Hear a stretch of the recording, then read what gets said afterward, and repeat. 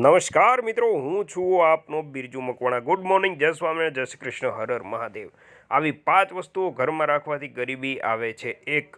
તૂટેલી અને નકામી વસ્તુઓ। મિત્રો, જો વસ્તુ નકામું થઈ ગયું હોય તો તેને ઘરના ખૂણામાં રાખવામાં આવે છે। વાસ્તુશાસ્ત્ર અનુસાર નકારાત્મક ઉર્જા હંમેશા તૂટેલી અને નકામી વસ્તુઓમાંથી નીકળે છે। આવી સ્થિતિમાં તમારે તૂટેલી વસ્તુઓને તરત જ ઘરની બહાર ફેંકી દેવી જોઈએ। જે ઘરોમાં તૂટેલી વસ્તુઓ પડી હોય ત્યાં ગરીબી અને માનસિક સમસ્યાનો સામનો કરવો પડે છે।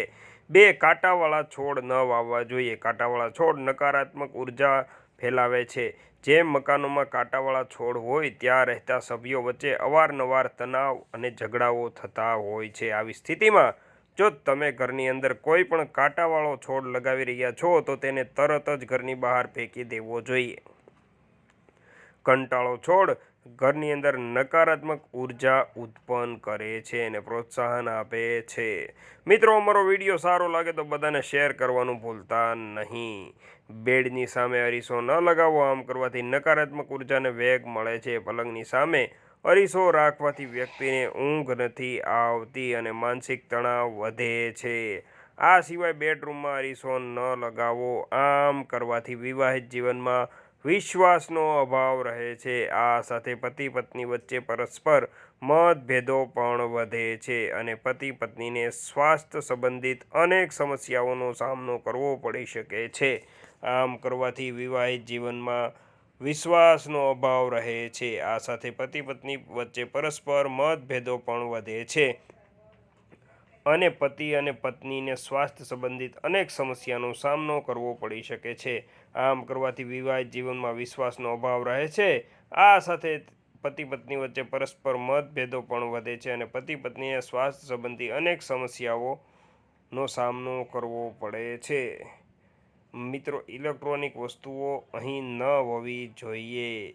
તમારે બેડની આસપાસ ઇલેક્ટ્રોનિક વસ્તુઓ રાખવી જોઈએ નહીં, જેના કારણે વ્યક્તિ સારી રીતે ઊંઘ નથી લેતી અને તેના સ્વાસ્થ્ય પર વિપરીત અસર પડે છે। એટલા માટે સૂતી વખતે આવી વસ્તુઓ ક્યારેય માથા પાસે ન રાખવી જોઈએ।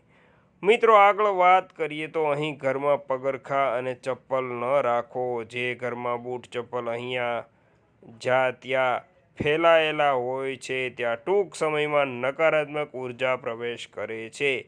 પગરખાં અને ચપ્પલ બેડની નીચે કે મુખ્ય દરવાજા પાસે ન રાખવા જોઈએ।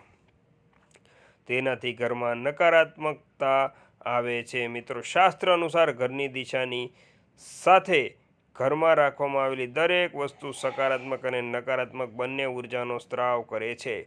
ઘરની દરેક વસ્તુ સકારાત્મક અથવા નકારાત્મક ઉર્જાનું ઉત્સર્જન કરે છે। આવી સ્થિતિમાં ઘરોમાં રહેતા સભ્યો ચોક્કસપણે આ શક્તિઓથી પ્રભાવિત થાય છે।